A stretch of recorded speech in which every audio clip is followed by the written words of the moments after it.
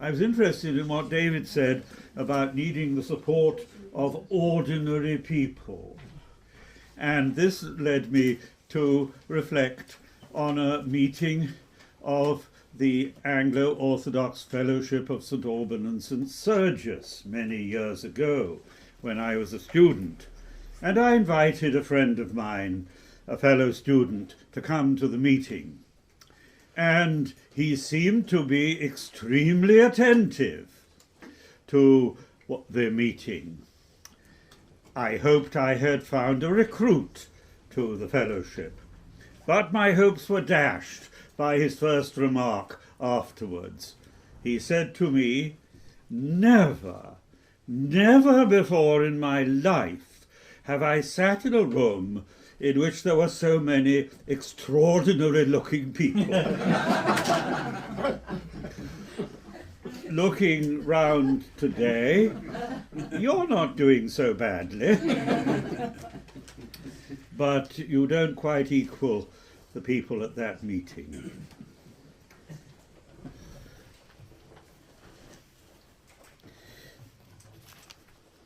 The Anglican writer on Christian spirituality, Evelyn Underhill, in her classic work, Worship, uses a phrase that I often recall. She speaks of the nearness yet otherness of the eternal. Nearness yet otherness. St. Gregory of Nissa was indeed vividly conscious of both of these poles in the human experience of the divine. Otherness. He had a strong sense of the divine mystery, of the transcendence of God. Let me read a typical passage from his writings in which this is underlined. This is from his commentary on Ecclesiastes. It is like someone who finds himself on a mountain ridge. Imagine a sheer, steep crag of reddish appearance below. Why reddish, he doesn't explain. Extending into eternity. On top, there is this ridge, which looks down over a projecting rim into a bottomless chasm. Now, imagine what a person would probably experience if he put his foot on the edge of this precipice which overlooks the chasm and found no solid footing or anything to hold on to.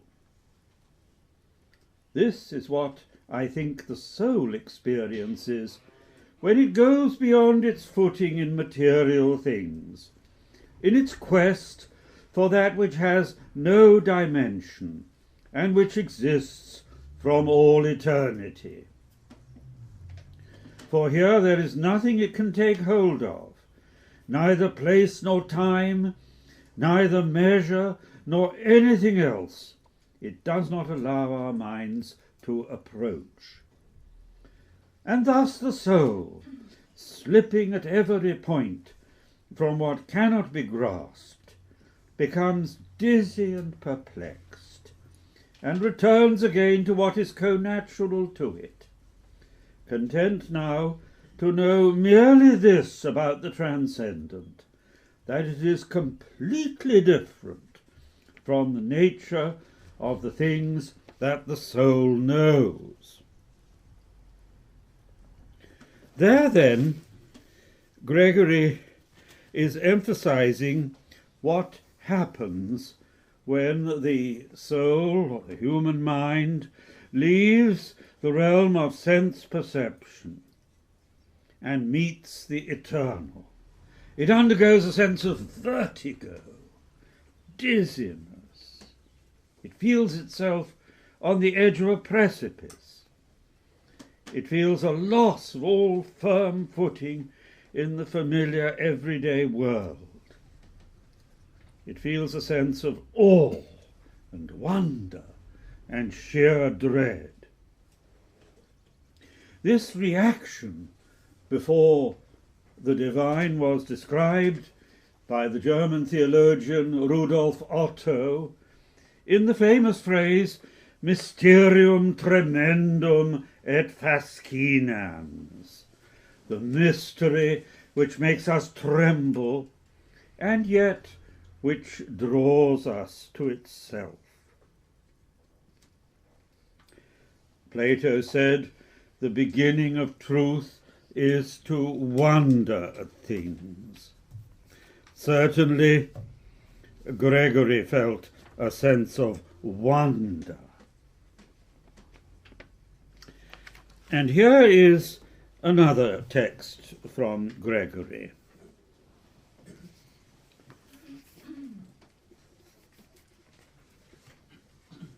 The path of those who rise to God is unlimited.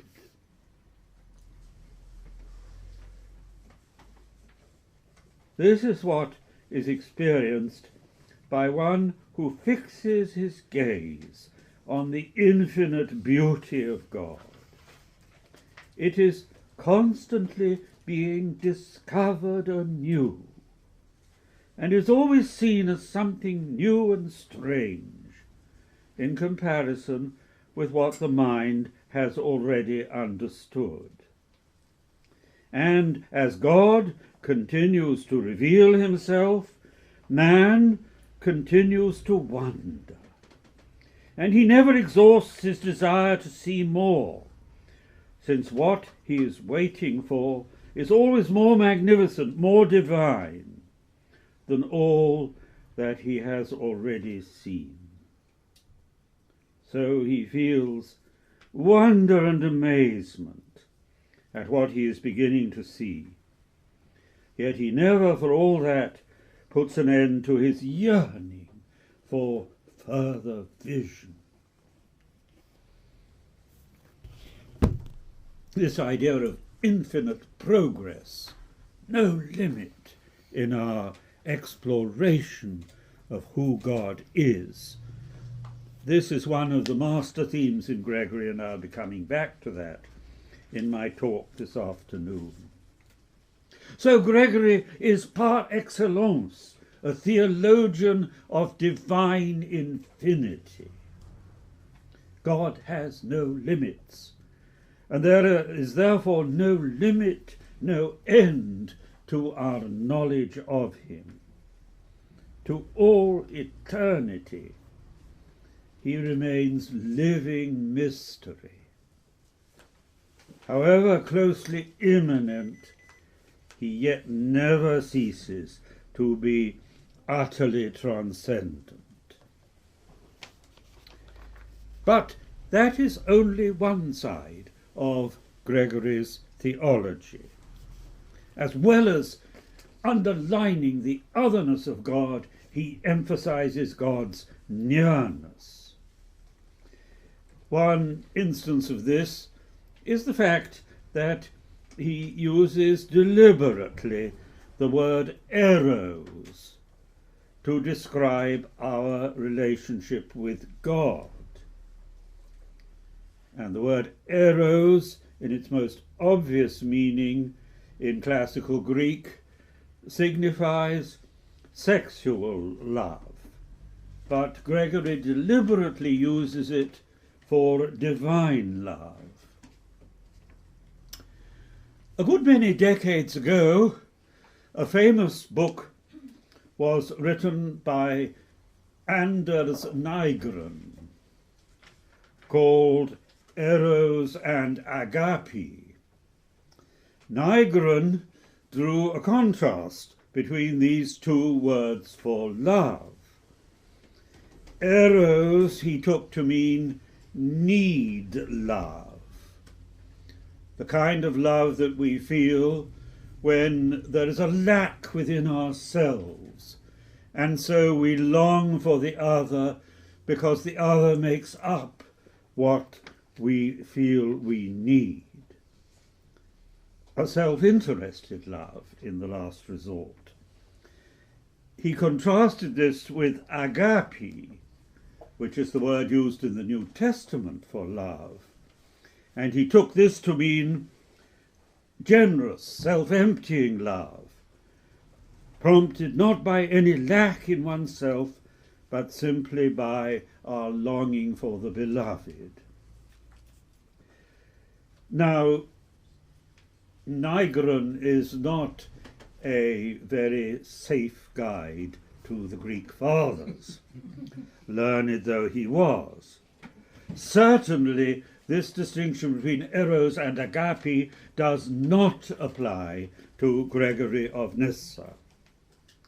Gregory says explicitly, Eros is the word used for agape in its most intense form. So when he applies the word Eros to our relationship with God, he wishes to underline the intensity and vividness of our love and the nearness of God. In this connection, Gregory uses the Song of Songs, which is in its origin surely a human love song, though some have doubted that. He uses it as an extended parable for the soul's relationship to God. The soul is to Christ as the bride is to the bridegroom. This was not a new theme, because Origen had already written a commentary on the Song of Songs, interpreting it exactly in this spiritual sense. In the same connection, Gregory of Nyssa insists upon the notion of the spiritual senses. We do not merely think about God, we see God, we feel him, we hear him, we taste him, we smell him. And the word taste has a particularly direct impact. You can hear about things but find them to be quite distant.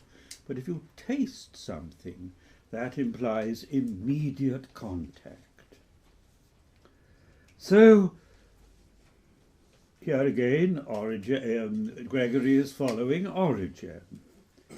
And he uses the idea of the spiritual senses to describe the immediacy of God's presence, the strong element of feeling in our relationship with God.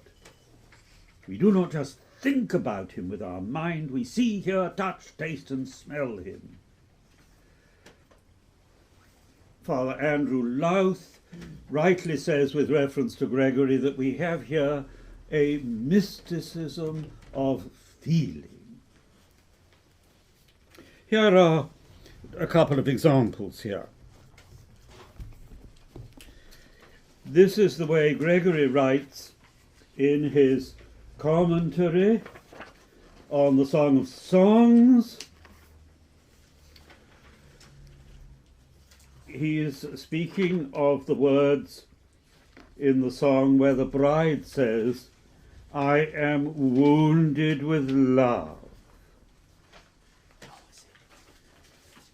Clearly, the idea of a wound of love involves a strong emphasis on feeling.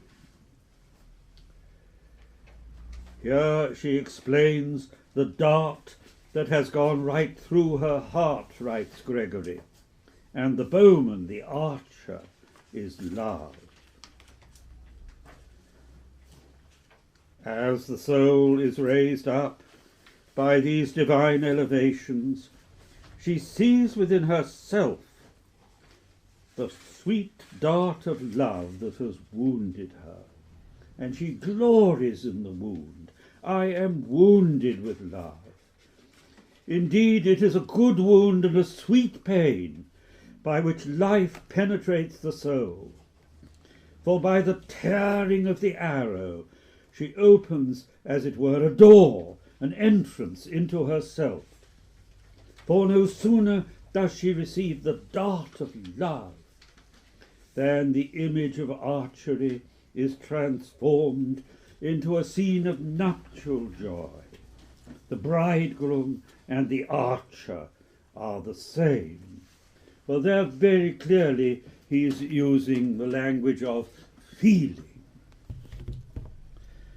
And another example, the birth of the Word.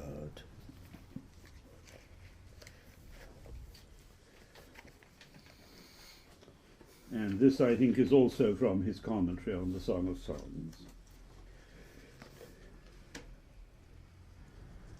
Jesus, who is born as a child in us, advances in wisdom and age and grace in different ways in the hearts of those who receive him.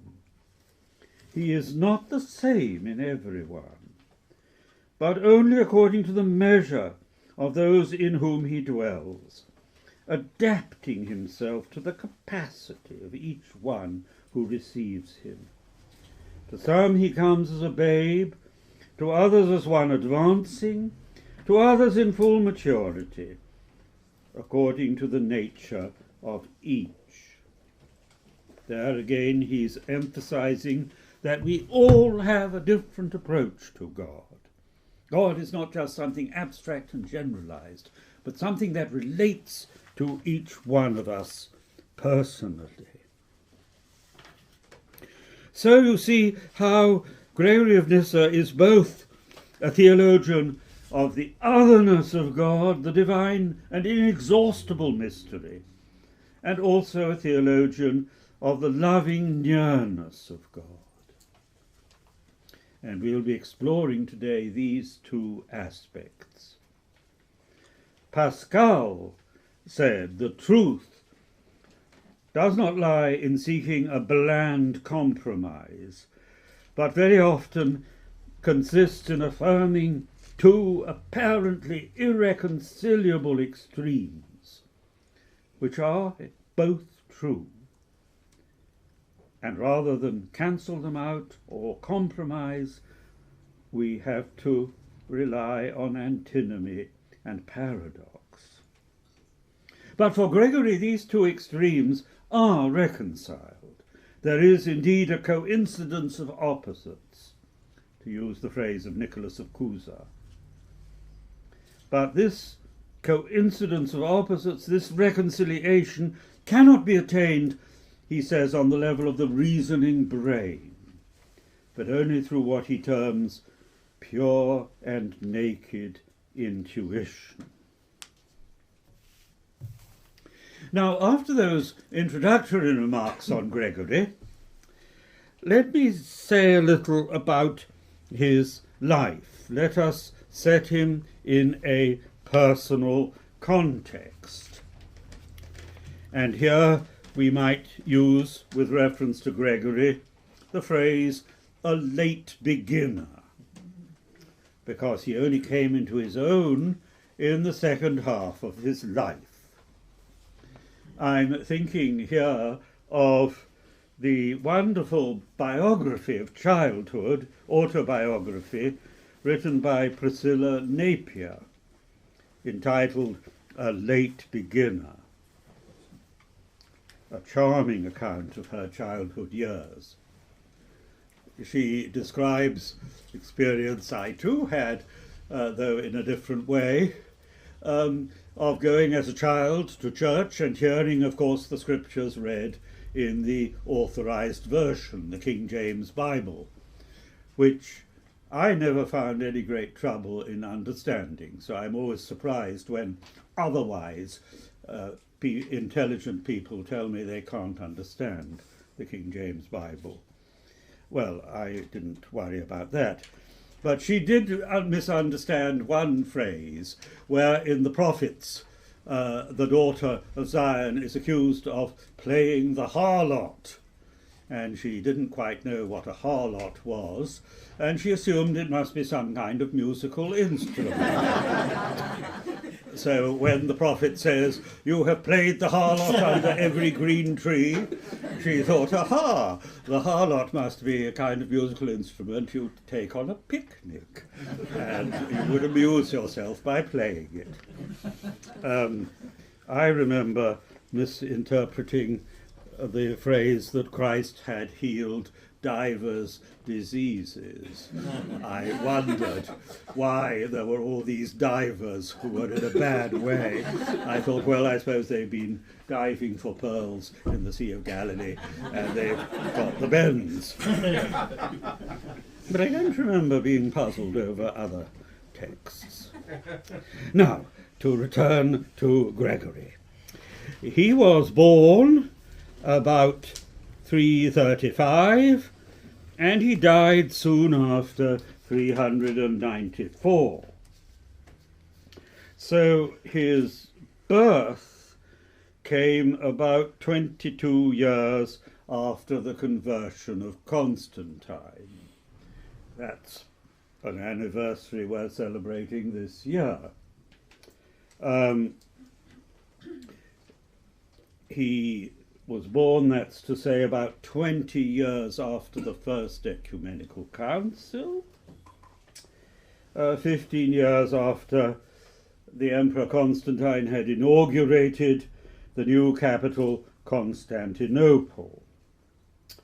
So he did not himself experience the era of persecution, the age of the martyrs, though he did live through the brief period under Julian the Apostate, when Julian tried to restore paganism. It was a failure. His youth then was spent at a time when Christianity was rapidly becoming the faith of the Roman Empire. Great numbers of new converts were entering the church. He lived through the Arian controversy. The heart of that dispute was, is Christ true God? He was present at the Second Ecumenical Council, Constantinople 381, when Arianism was decisively condemned. Indeed, he delivered the opening address at that council.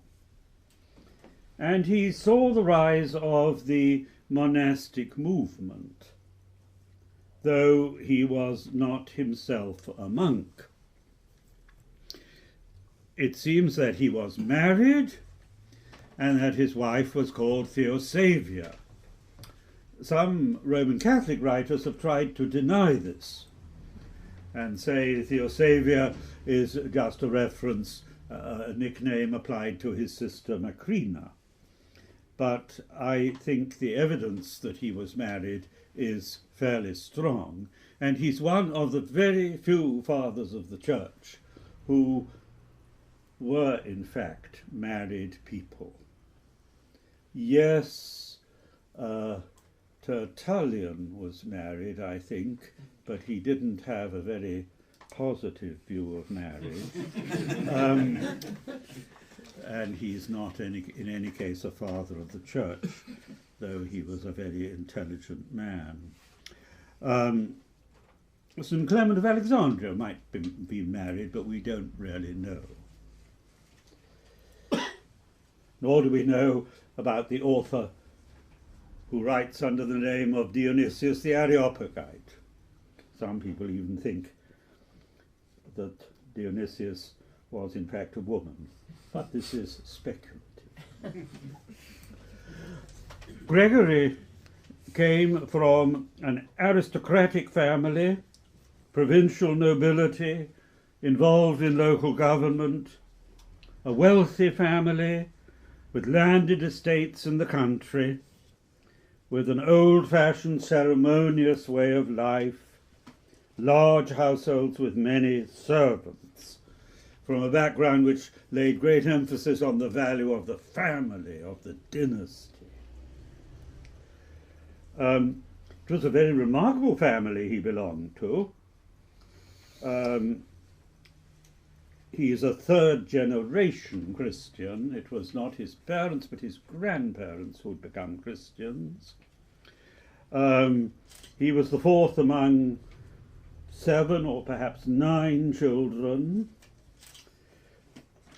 Of these 9 children, 5 are included in the calendar of the saints of the church. That's not bad going for one family. 3 of the sons became bishops. Gregory's elder brother, Basil the Great, Gregory himself and Peter. Another became a monk.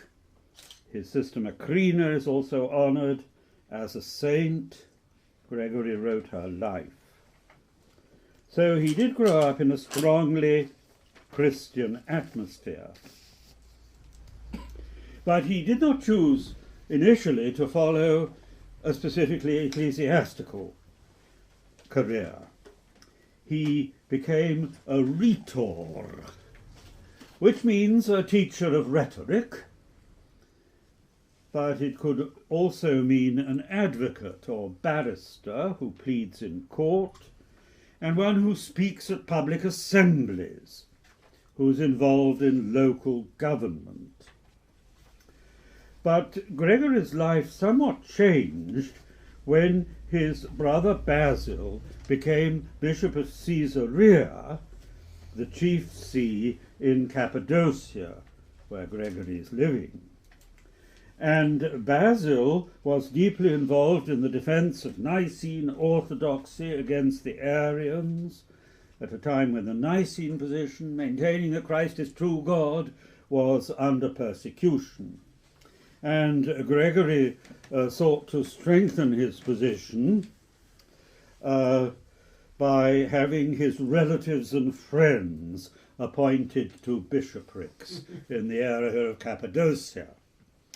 So his great friend from school days, Gregory of Nazianzus, was made Bishop of Sassima, much against the poor man's wishes in the matter. And Gregory of Nissa, his younger brother, was made Bishop of Nissa. And his wife, St. Theosavia, became a deaconess, probably about the same time. Gregory was a reluctant bishop.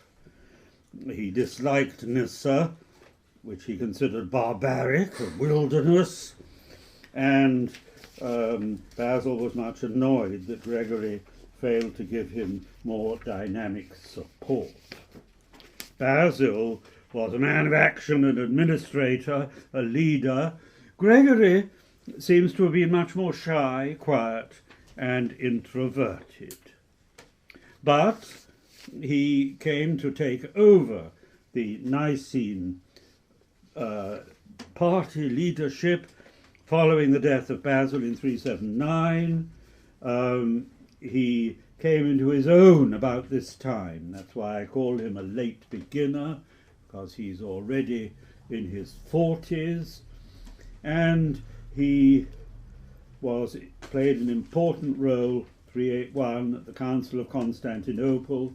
In the following years, he travelled widely supporting the Nicene cause, though after 386 he was less active and had to face many personal attacks, and in particular he lost favour with the imperial family. This was a blessing in disguise. It meant that Gregory had time to devote himself to writing in his last years, writing not on doctrinal polemic, which had been the theme of most of his earlier works, but on spirituality, where his true bent lay. And it was during the 1390s, at the end of his life, that his deepest and most original work was composed, particularly his commentary on the Song of Songs, from which I've already quoted, and his commentary on the life of Moses. They show us Gregory in his full maturity. He also wrote, as I've mentioned, the life of his sister Macrina, which is one of the classics of Christian biography. All of these works, the commentary on the Song of Songs, the life of Moses, and the life of Macrina, have been translated into English. In particular, the life of Moses is available in the series The Classics of Western Spirituality. I have a copy here with, as you see, a lurid cover. And the author of this picture of Gregory of Nyssa has the cheek to say that he is inspired by the Orthodox icon to depict Gregory in this way. Just to give you a little flavour of his biography of Saint Macrina, here is his account of Macrina's death and her final prayer. At evening her bed was turned to the east, and ceasing to talk with us, she now spoke to God in prayer, her hands outstretched, murmuring in a low voice, so that we could just catch what she was saying. O Lord, you have freed us from the fear of death. You have made the end of our life here into the beginning of true life for us. You give rest to our bodies for a time in sleep, and then you awaken them again with the sound of the last trumpet. Our earthly body, formed by your hands, you consign in trust to the earth, and then once more you reclaim it, transfiguring with immortality and grace whatever in us is mortal or deformed. You have opened to us the way to resurrection.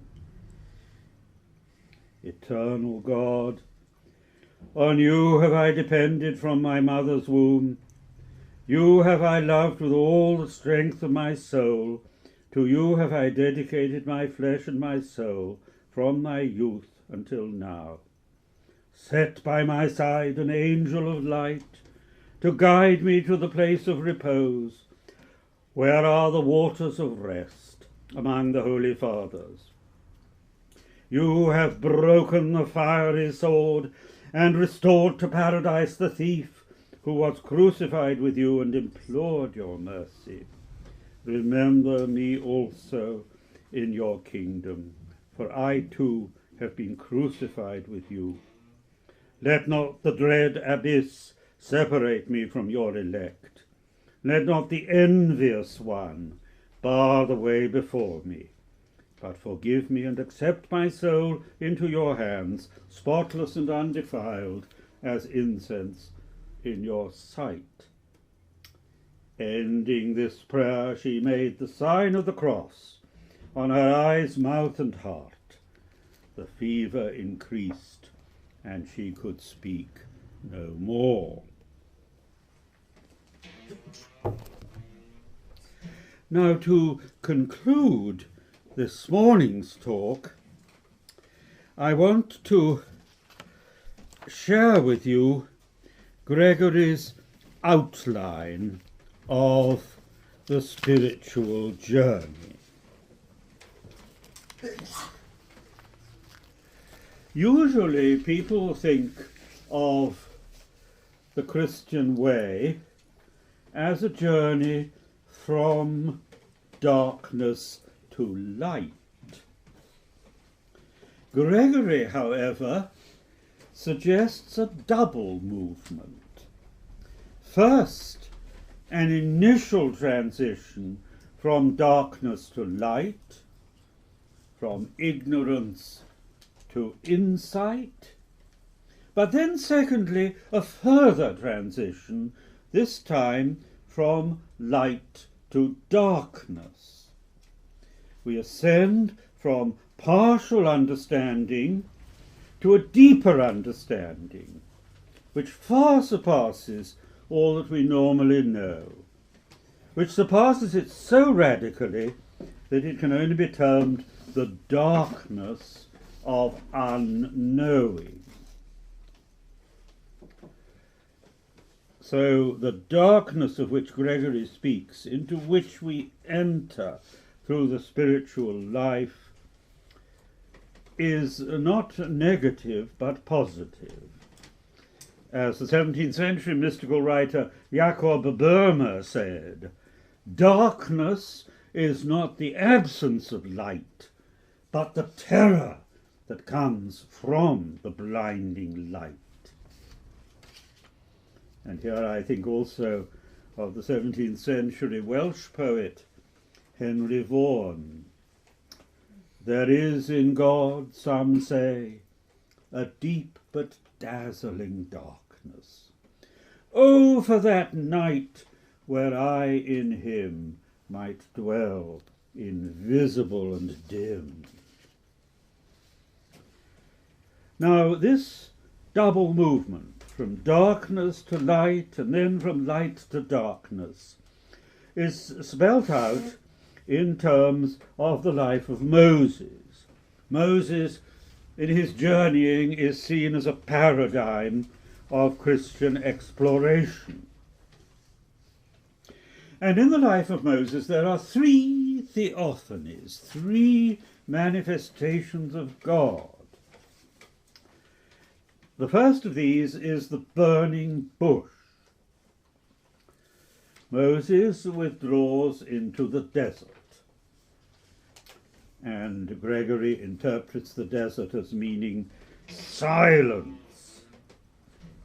As Friedrich von Hugel has said, man is what he does with his silence. I sometimes think of that when travelling by train in the so-called quiet carriage. The mobile phone is, in my view, an invention of the evil.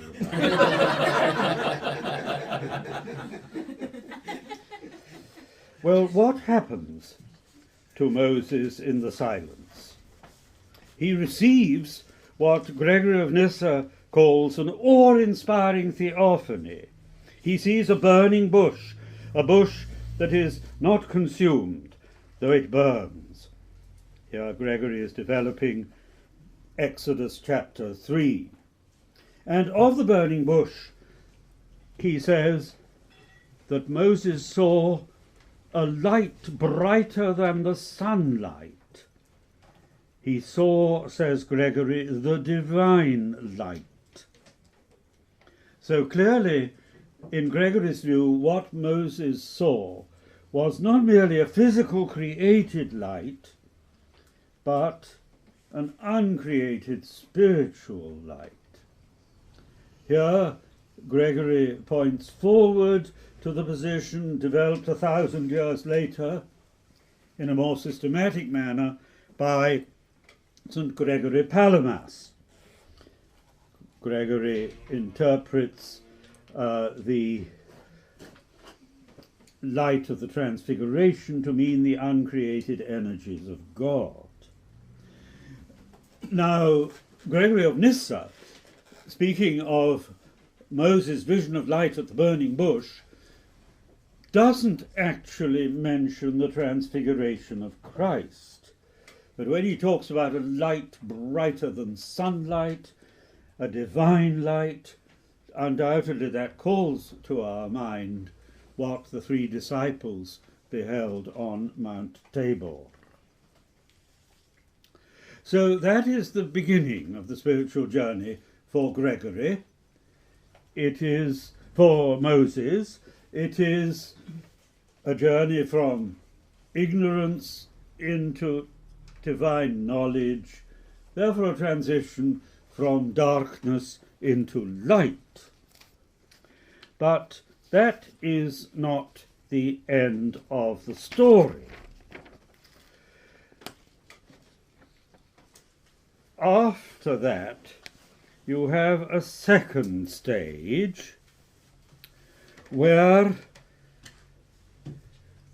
Moses, with the people of Israel this time, experiences God as cloud.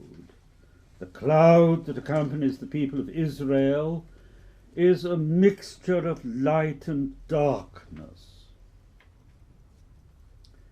So there is an advance from the light of the burning bush into the light with darkness of the cloud. And then there comes the third theophany, the most important of all, where Moses enters the darkness of Sinai. And this is treated as a culminating point, well, not entirely, we'll come to that later, in Moses' exploration. So, this is the way Gregory interprets the darkness of Sinai.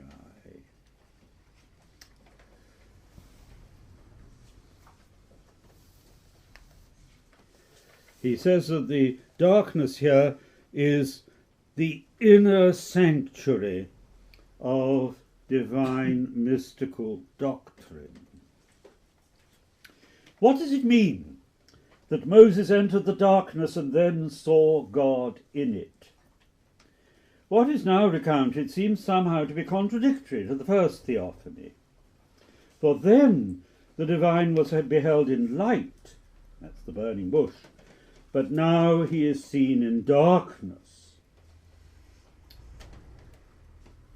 There isn't a contradiction here, says Gregory, but what is being shown to Moses is that as the mind progresses and approaches more nearly to contemplation, it sees more clearly that the divine nature cannot be contemplated.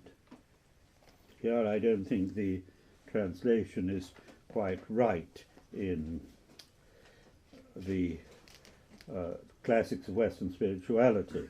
So in general the edition here is good by Malherbe and Everett Ferguson. It sees more clearly then that the divine nature cannot be contemplated. For leaving behind everything that is observed, not only what the sense comprehends, but what the intelligence thinks it sees, it keeps on penetrating deeper. So you don't just leave behind sense perception, you leave behind rational discursive thinking.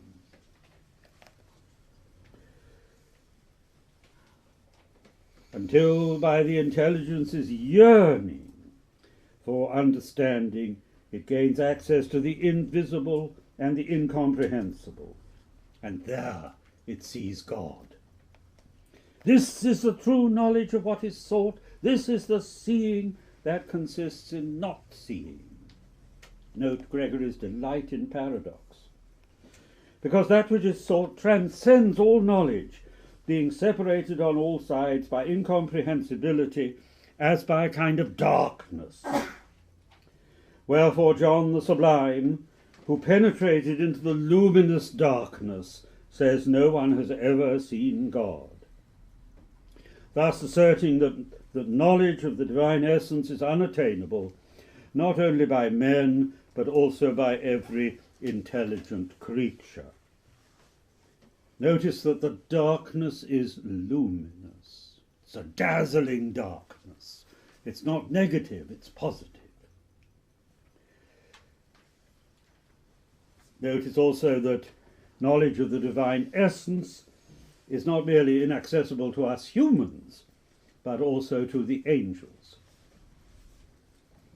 every intelligent creature. I recall Hilaire Belloc in the foreword to one of his books, beginning, "The human race to whom some of my readers belong. When therefore Moses grew in knowledge, he declared that he had seen God in the darkness, that is, that he had then come to know that what is divine is beyond all knowledge and comprehension. So there you see how the culminating moment, at any rate at this stage of Moses' life, is when he enters the divine darkness, a movement from light into darkness, from partial understanding to a deeper understanding, so far beyond our normal way of thinking that it can only be described as darkness. And what happens immediately after these visions? After the vision of God in the burning bush, Moses goes back to his people who are suffering under Egyptian oppression. And Gregory underlines this point. Moses does not stay in the desert simply to be alone with God, but he chooses to go back to his suffering people and to help them. So Gregory certainly does not underestimate the value of social action. If God gives us a vision, that probably means we must use it to serve others. What happens after his entry into the darkness of Sinai? Again, he goes back to the people who are waiting at the foot of the mountain, and there he finds that in his absence they have made the golden calf and are worshipping it. And he smashes the golden calf in pieces. Gregory gives a symbolical meaning to this. He says, after entering into the divine darkness and experiencing God, we have to smash our mental and intellectual idols, that our ideas of who and what God is are perilously inadequate. And having met the living God, we must recognize that our conceptions of God are too small and too mean compared with the true reality.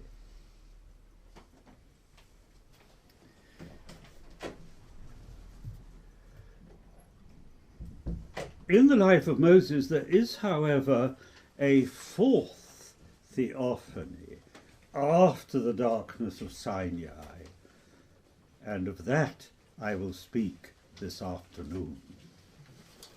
Thank you.